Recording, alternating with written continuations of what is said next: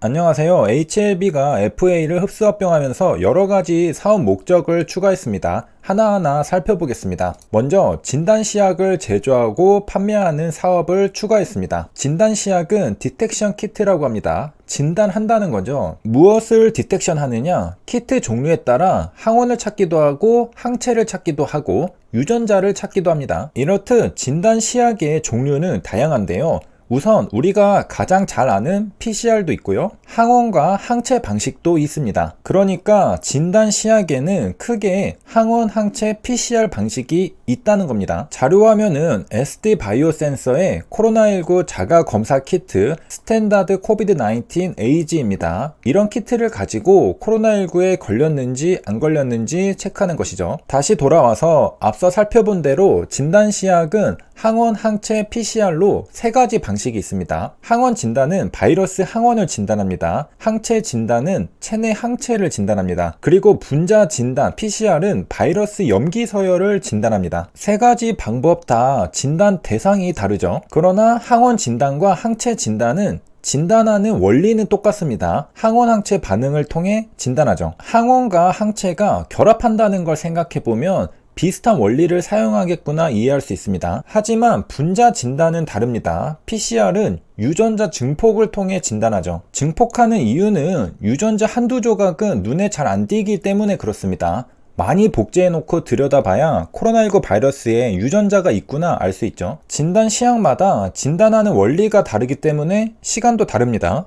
항원과 항체가 바인딩하는 원리를 이용한 항원 진단과 항체 진단은 진단하는데 15분밖에 안 걸립니다. 하지만 유전자를 증폭시켜야 하는 PCR은 6시간이나 걸리죠. 그래서 임시선별진료소에서 코로나19 검사를 하면 결과가 나오기까지 시간이 꽤 걸리는 겁니다. PCR은 현재 사용되고 있는 코로나19 진단법입니다. 검사 비용은 높으나 정확도가 매우 높죠. 그래서 신속 항원 검사를 하고 양성이 나올 경우 PCR을 통해 최종 확진 판정을 내리게 되죠. 신속 항원 검사보다 PCR이 정확도가 높기 때문에 PCR을 최종 판단의 근거로 사용하는 겁니다. RDT에 비해 PCR은 시간이 오래 걸리나 가장 정확한 진단 방법인 것입니다. 정확도가 가장 높은 건 PCR 진단 방식입니다. 그렇다면 항원 진단과 항체 진단 중에는 누가 더 정확도가 높을까? 항원 진단 방식이 정확도가 더 높다고 합니다. 우리가 집에서 해볼 수 있는 진단 방식을 바로 신속 항원 검사라고 하죠. 신속 항체 검사는 왜인지 모르겠으나 하지 말라고 합니다. 백신 맞고 항체 생겼나 검사해보려는 사람들이 있었는데 과학적이지 않다고 합니다. 아마도 항체 검사는 항원 검사보다도 정확도가 떨어져서 그런 것도 있을 것 같습니다.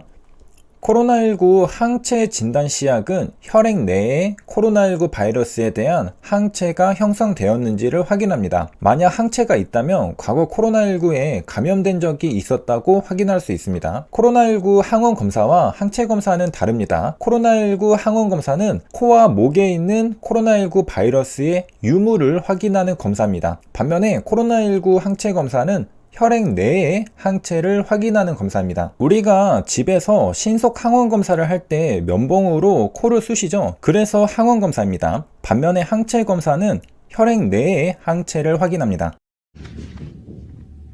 그렇다면 PCR은 어떻게 진단하느냐? 항원을 찾는 것도 아니고 항체를 찾는 것도 아니죠. 바로 유전자를 찾습니다. PCR은 코로나19 바이러스에만 존재하는 염기 서열 2개를 찾아냅니다. 그 과정에서 유전자를 증폭하죠. 좀 더 찾기 쉽게 말이죠. PCR 검사는 6시간이나 걸리는데 사실 이것도 최초 진단 방식보다는 대폭 시간이 줄은 겁니다. 코비드-19의 최초 진단법은 24시간이 걸렸다고 합니다. 그러나 사스코브2의 유전자 정보가 밝혀지면서 표적 검사법이 개발되었죠. 바로 PCR 검사법입니다. 아까 언급했던 코로나19 바이러스에만 존재하는 염기 서열 2개를 발견한 것이죠. 따라서 진단 시간을 6시간으로 줄일 수 있게 되었습니다. 원래는 스탠다드 PCR 테크닉이 있었는데요. 목적에 맞게 변경한 방법이 RT-PCR입니다. RT-PCR은 mRNA를 증폭시키기 위해서 사용합니다. PCR이긴 PCR인데 조금 특별한 RT-PCR이라는 것이죠. RT는 Reverse Transcription이라고 합니다. 역전사라고 하죠. 역전사는 말 그대로 역으로 전사되는 겁니다. 트랜스크립션이 리버스 하는 겁니다. DNA에서 RNA로 가는 게 아니라 거꾸로 RNA에서 DNA로 갑니다. 화살표가 거꾸로죠. 코로나19 바이러스는 RNA 바이러스입니다. 그러니까 유전 정보가 RNA 형태로 담겨 있겠죠? 그런데 우리는 RNA를 그대로 찾는 게 아니라 DNA로 바꿔서 찾는다는 겁니다. 역전사란 RNA의 유전 정보가 역전사 효소에 의해 DNA로 전달되는 과정입니다. RNA를 주형으로 하여 DNA가 합성되는 것이죠. 전사와 역방향으로 유전 정보가 흐릅니다. RNA가 스타링 매터리얼입니다. 리버스 트랜스크립션은 역전사 효소를 가지고 있는 레트로바이러스에서 볼 수 있습니다. 역전사를 통해 합성된 DNA는 구별해서 cDNA라고 부릅니다. cDNA는 Complementary DNA라고 해서 상보적 DNA라고 부릅니다. 유전학에서 상보적 DNA는 mRNA를 주형으로 역전사 효소와 DNA 중합 효소에 의하여 합성된 DNA를 말하죠. 상보적이라고 부르는 이유는 이렇게 합성된 DNA가 바로 mRNA의 상보적인 복사본이기 때문입니다. 레트로바이러스는 RNA 바이러스입니다. 숙주를 감염시키면 자신의 RNA를 역전사 효소를 사용해 상보적 DNA로 역전사합니다. 다시 말하면 RNA를 게놈으로 갖는 레트로바이러스는 게놈 RNA를 주형으로 하여 DNA를 합성하고 숙주세포의 염색체에 도입합니다. 도입한다니 끔찍하죠. 징그럽습니다. 여기까지 전사와 역전사의 차이점을 정리를 해보면요. DNA로부터 RNA가 만들어지는 과정을 전사라고 하죠. 하지만 역전사는 역으로 RNA로부터 상보적인 DNA가 만들어집니다. 우리가 만약에 코로나19 바이러스에 감염되었다면 우리 코 속에 코로나19 바이러스의 유전자 조각이 남아있겠죠. 그 유전자 조각은 RNA 형태로 남아있을 겁니다. 왜냐하면 코로나19 바이러스가 RNA 바이러스니까요. DNA 형태로 발견될 리는 없겠죠. 그 RNA를 역전사시켜서 cDNA로 바꾸는 걸